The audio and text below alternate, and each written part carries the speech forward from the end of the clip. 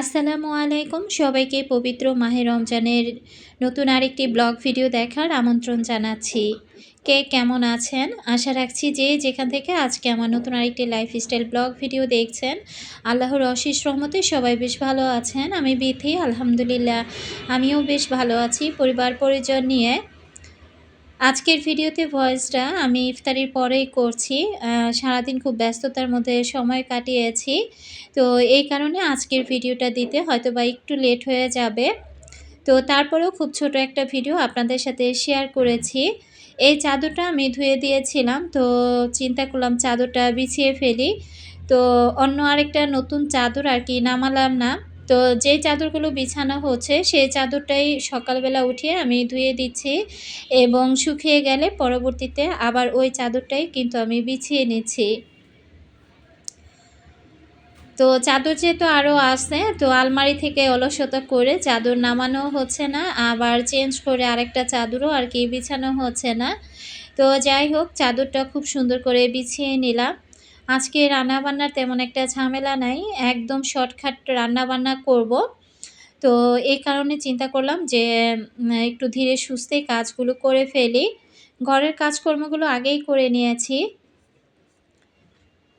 যাই হোক, আমার প্রতিটা আপু ভাইয়াদেরকে রিকোয়েস্ট করছি যারা ভিডিওটি ক্লিক করেছেন সবাইকে অনেক অনেক ধন্যবাদ জানাচ্ছি। তবে যারা এখনও পর্যন্ত একটি লাইক দেননি, প্লিজ একটি লাইক দিয়ে ভিডিওটি কন্টিনিউ করবেন।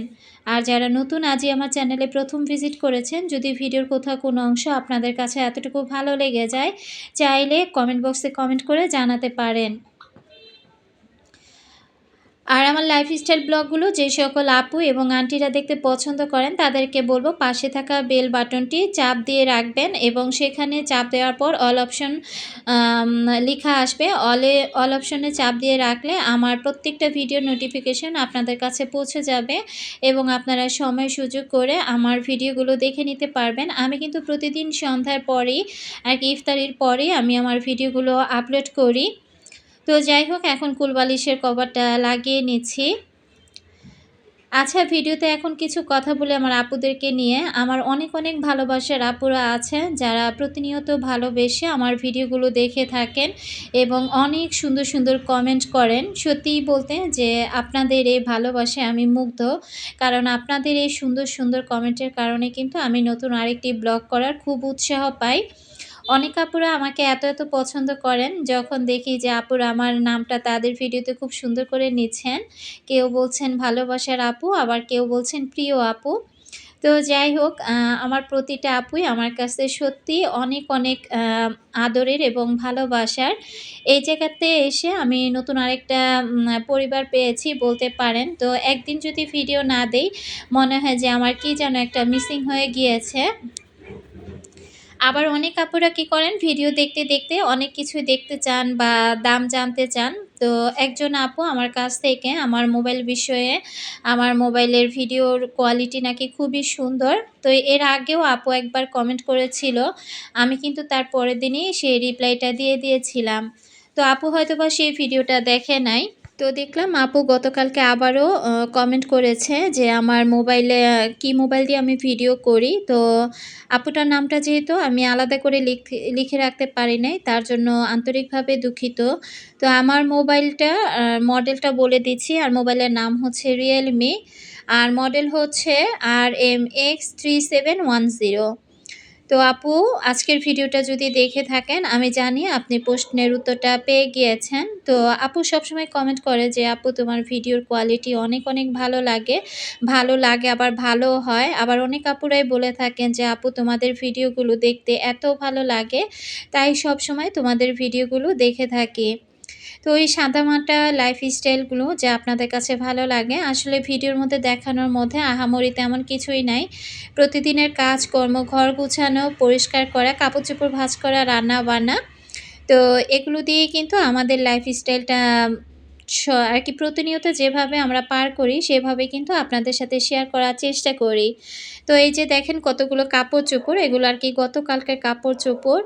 তো এগুলো আর ভাঁজ করা হয় নাই। তো ভাবলাম যে যেহেতু চাদরটা বিছানো হয়ে গিয়েছে, এখন কাপড়-চোপড়গুলো ভাঁজ করে তারপরে রেখে দেই। এখন কিন্তু সবগুলো কাপড়-চোপড় ভাঁজ করে নিচ্ছি। আচ্ছা, আমি না গতকালকে রিনা আক্তার আইডি থেকে আপু আমাকে প্রায় রাত ১:৩০টার দিকে কমেন্ট করেছে। আপু কমেন্টটা কিভাবে করেছে? আপু লিখেছিল যে, "আপু তোমার ভিডিওগুলো না দেখলে ভালো লাগে না। তো ইফতারি শেষ করে ১ কাপ চা হাতে নিয়ে এরপর বসে পড়লাম তোমার ভিডিও দেখতে।" তো তখন বাজে রাত ১:৩০ আর আপু যখন এই কমেন্টটা করে তখন ফোনটা আমার হাতেই ছিল। তো আপুর কমেন্টটা পড়ে না আমি আপুকে আবার রিপ্লাইও করেছি যে, "ইফতার তো শেষ হয়েছে সেই কখন? আপু তুমি এখন ইফতার করলে আর এখন ১ কাপ চা খেলে?" তো আসলে না কমেন্টটা পাওয়ার পর আমার এত হাসি আসছিল, কি বলবো, যে রাত ১:৩০ বাজে আপু ইফতার করেছে। আসলে আপু তুমি কোন দেশ থেকে আমার ভিডিওটা দেখছো? যদি পারো একটু কমেন্ট বক্সে জানাবা। তুমি যদি বাংলাদেশের হয়ে থাকো তাহলে তো আমাদের বাংলাদেশের সময়ের অনুযায়ী তোমার কমেন্টটা কোনোভাবেই মিল খায় নাই। এই কারণে আরকি আপু তোমাকে বলে দিলাম।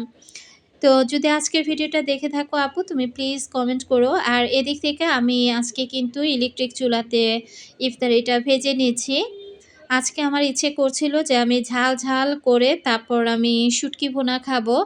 তো যেই কথা সেই কাজ। আমি কিন্তু অফ ক্যামেরাতে শুটকিটাকে ভালো করে টেলে তারপরে গরম পানিতে ভালো করে ধুয়ে বেশি করে পেঁয়াজ দিয়ে তারপরে একদম ঝাল, ঝাল করে বেশি করে শুকনা মরিচ দিয়ে মসলা কষিয়ে তারপর কিন্তু আমি এখন শুটকিটা রান্না করে নিচ্ছি। শুটকি যদি ভালো হয় তাহলে দেখবেন যে সেই শুটকিটা খেতে কিন্তু অসম্ভব ভালো লাগে। আর শুটকি দিয়ে কিন্তু ১ প্লেট ভাত আরকি অনায়াসে খেয়ে নেওয়া যায়। আমার কোন আপুরা রমজান মাসে শুটকি খেতে পছন্দ করেন চাইলে জানাতে পারেন। তো আমি আরকি শুনেছি যে রমজান মাসে নাকি শুটকি খাওয়া হারাম। তো আসলে হারাম না হালাল আমি এত কিছু গভীরভাবে জানি না। তবে শুটকিটা কিন্তু আমাদের এ রাতেই খাওয়া হবে। সেহরিতে ইদানিং আমাদের কোনো ভাত খাওয়া হচ্ছে না। হয়তোবা জবা ঘুম থেকে উঠে একটা খেজুর বা ১ গ্লাস পানি খায় বা অথবা ১ গ্লাস পানি খেয়ে এভাবে কিন্তু রোজাগুলো রাখা হচ্ছে। তো পরিমাণে যদি ভাতটা বেশি রান্না করা হয় সেক্ষেত্রে দেখা যায় যে ভাতটা থেকে যায়। পরের দিন হয়তোবা ওই ভাতটা আবার পান্তা খেতে হয়। এই একটা অবস্থা। তো রান্নাবান্নাও খুব সীমিত। অতিরিক্ত কোনো কিছু রান্নাবান্না করে আমি আরকি নষ্ট করতে চাচ্ছি না। তো আমার শুটকি রান্নাটা কিন্তু আজকে অসম্ভব ভালো হয়েছে এবং মজারও হয়েছিল। তো যাই হোক, আমার আরও কিছু আপুরা আছেন যারা ভিডিও দেখেন। ভিডিও দেখে তারপরে দেখা যায় একটা ভিডিও দেখেন কিন্তু ভিডিওর সম্বন্ধে ভালো করে না জেনে, না শুনে বা আমার কথা পুরোপুরি না শুনে ভালো করে তারপরে হুট করে একটা কমেন্ট করে বসেন। আমি সেই সকল আপুদের উদ্দেশ্যে বলছি যে আগে ভিডিওর কথাগুলো খুব ভালো করে মনোযোগ সহকারে শুনবেন। ভিডিওতে কী বলছি, কোন কথার মাধ্যমে কী বলছি সেটা ভালো করে শুনে বুঝে তারপরে আপনি একটি কমেন্ট করবেন। তো যাই হোক, আসলে সংসার মানেই ব্যস্ততা। আসলে আমরা যারা ভিডিও মেক করি, তো সংসার সামলিয়ে যদি ভিডিও মেক না করতাম তাহলে চাইলে কিন্তু সারাদিন ১ ঘন্টার মধ্যে আমার মনে হয় রান্না-বান্না সবকিছু শেষ করে এরপর ঘরবাড়ি পরিষ্কার করতে বড়জোর ১ ঘন্টা সময় লাগে। আর যদি তার চেয়ে বাড়তি কোনো কাজ করতে যাই, ধরলাম আরও ১ ঘন্টা। তো সারাদিনে যদি আমরা গৃহিণীরা ৩ ঘন্টা কাজের পিছনে সময় দেই, তাহলে দেখবেন বাকি গোটা দিন কিন্তু একদম আরাম-আয়েশ করে আমরা কাটিয়ে দিতে পারি। আর আমরা যারা ভিডিও মেক করি আমাদের কিন্তু আলাদা একটা সময় প্রয়োজন পড়ে। এই ভিডিও মেক করতে গেলে যে ক্যামেরা ধরলাম আর ভিডিওটা হয়ে গেল, সেইভাবে ভিডিওটা আপনাদের সাথে শেয়ার করে দিলাম, এমনটা কিন্তু না। যারা সাধারণ দর্শক আছেন তাদের উদ্দেশ্যে বলছি, সারাদিন কাজকর্ম শেষ করে রমজান মাস নামাজ কালাম আদায় করে তারপরে কিন্তু নিজেকে সময় দেওয়াটা একটু কঠিন। এরপর যখন নিজেকে সময় দেই তখন যে হাত পা গুটিয়ে বসে থাকি তা কিন্তু না। আমার ভিডিওটা এডিটিং করতে হয়, সেখানে ভয়েস দিতে হয়, ভিডিওটা আপলোড করার জন্য ভিডিওটাকে পরিপূর্ণভাবে তৈরি করতে হয়। তো এর মাঝখানে দেখা যায় ফ্যামিলির মানুষদের সাথে খুব প্রয়োজন পড়লে আরকি যে কথাগুলো না বললেই নয়, সেখানে পারিবারিকভাবে কিছু কথাবার্তা সবারই থাকে, বাবা-মা, ভাই-বোন সবার সাথেই যে কথাগুলো না বললেই নয়, সে কথাগুলোই কিন্তু আমরা বলে থাকি। তো এমন না যে বসে, বসে আজাইরা পেঁচাল পাড়ার মতো কারো সাথে সময় আছে। কে কি করলো, কার ঘরে কি হলো না হলো সেগুলো নিয়ে মোটামুটি আমি কথা বলা পছন্দ করি না বা সেটা আমার পছন্দও না। বিশেষ করে আমার ফ্যামিলি থেকে অন্তত এই শিক্ষাটা আমাকে দেয় নাই।